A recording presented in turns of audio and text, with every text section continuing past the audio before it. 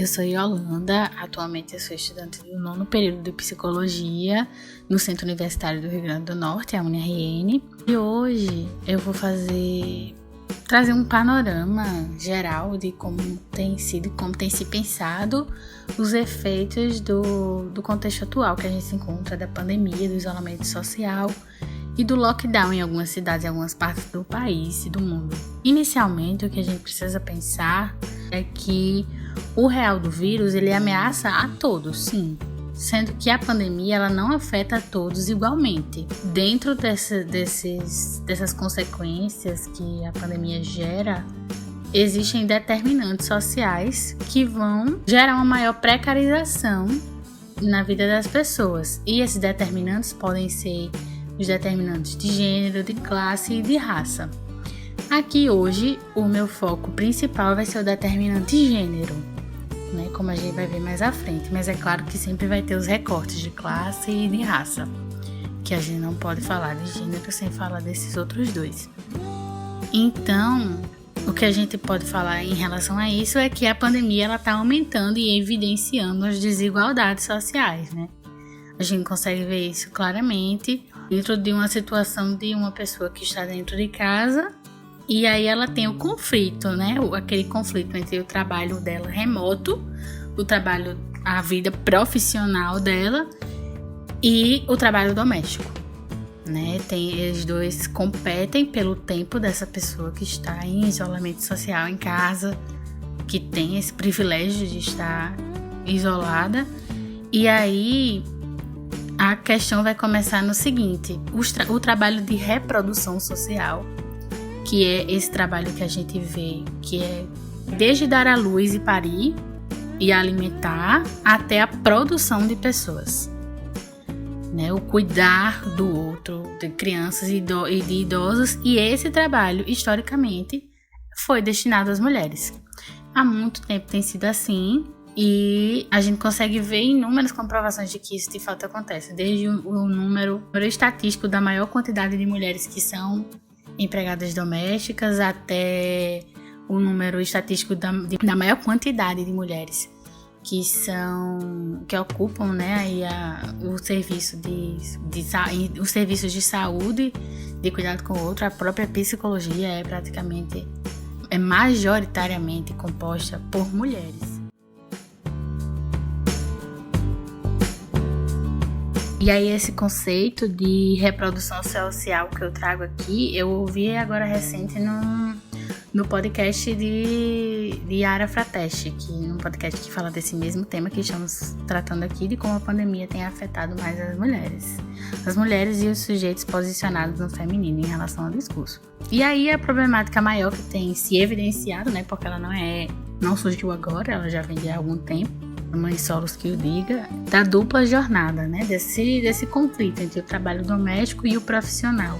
E aí, o que a gente pode pensar para contextualizar isso tudo é que a pandemia chega na sociedade neoliberal desigual, né? Desigual nesse sentido de que existem determinantes sociais que vão dizer de uma desigualdade da forma como por exemplo, a pandemia, ela vai afetar as pessoas. E aí a gente também tem no meio de tudo isso um imperativo de produção durante a pandemia, né? As pessoas estão aí falando, você nunca vai ter tanto tempo livre como agora e tudo mais, né? E que a gente pode pensar em um contraponto em relação a isso, que esse tempo livre está sendo usado para muitas pessoas para conseguir dar conta de tudo isso que está acontecendo. E para muitas mulheres, esse ideal de produção, esse imperativo de produção, é um ideal inalcançável, porque, historicamente, o trabalho de reprodução social, o trabalho do cuidado com as crianças, com os idosos, o trabalho de cuidado da casa, fica no encargo das mulheres. E aí, um exemplo disso que a gente pode dar para ilustrar toda essa situação é de uma mulher que é chefe de família, que trabalha e estuda. Ou seja, essa mulher ela precisa trazer o sustento para sua casa, ela precisa manter no mínimo uma ordem da casa, dos móveis, da limpeza, precisa cuidar de filhos, precisa cuidar da família, né, se tiver idoso, e ainda por cima precisa estudar, e aí tem esse imperativo de produção, de escrevam artigos científicos. Como é que a gente pode pensar no meio dentro desse contexto, dentro desse recorte, uma maior produção? E aí é que a gente se depara com a redução da publicação de artigos científicos por mulheres nessa situação, nesse contexto que a gente se encontra agora. E aí é nesse sentido que a gente consegue visualizar que é mais provável que uma mulher deixe de lado sua vida profissional nesse momento do que um homem, né? Sempre às vezes não é ali uma relação do casal, né? Se for um casal heterossexual, de a mulher precisa largar o trabalho e a vida profissional para ficar em casa cuidando, enquanto o homem. Não é uma questão ali do casal, não é uma questão daquele homem ou daquela mulher, mas a gente consegue ver que é algo muito maior do que isso, né? Que, por exemplo, a empresa que o homem trabalha possa ser que não entenda tanto quanto uma empresa que a mulher trabalhe, né? Por quê? Por causa desse movimento social, de que é muito mais compreensível que uma mulher deixe de lado sua vida profissional e pessoal em prol desse cuidado, desse serviço de reprodução social, do que um homem fazer isso, né? A sociedade compreende muito mais quando é a mulher que faz isso. E aí, além de tudo isso, tem um dado estatístico que fala que 70% dos trabalhadores em saúde no mundo são mulheres. Então, a maioria dos profissionais em saúde que estão nessa linha de frente agora, nesse momento, que estão se expondo ao maior risco, são mulheres. E aí, tudo isso vai somando e vai nos mostrando o porquê de a gente poder pensar nisso, de a pandemia está afetando mais as mulheres do que os homens.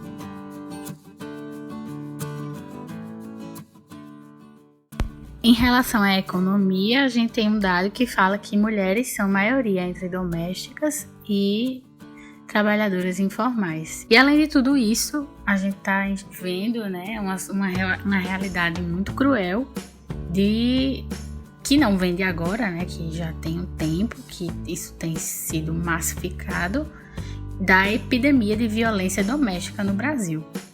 E nesse momento em que as mulheres estão em isolamento social, trancadas dentro de casa 24 horas com seus abusadores, com as pessoas que cometem violência contra elas, isso tem aumentado. Há uma exacerbação dessa violência doméstica, que é uma realidade que tem sido observada e que provoca a maior vulnerabilidade social das mulheres, né? E isso tudo está sendo muito reforçado pelo estereótipo de gênero na cultura machista, né, que tem sido muito evidenciada nos últimos tempos, com discursos de chefes de Estado que fomentam essa forma de pensar, desse lugar que é da mulher, de que é sempre aquela que é martirizada, que é alvo de violência, que é responsável pela reprodução social. Tudo isso, a cultura de violência, a cultura de estupro, tudo isso tem sido reforçado ultimamente, no último ano, né? Na nossa sociedade, através desse discurso que tem ganhado força. Pela autorização mesmo, né? Quando você vê uma pessoa que é tão influente na nossa sociedade, né? Como o presidente da República, falando, enaltecendo esse tipo de cultura, é lógico que isso, a tendência é que aumente, né?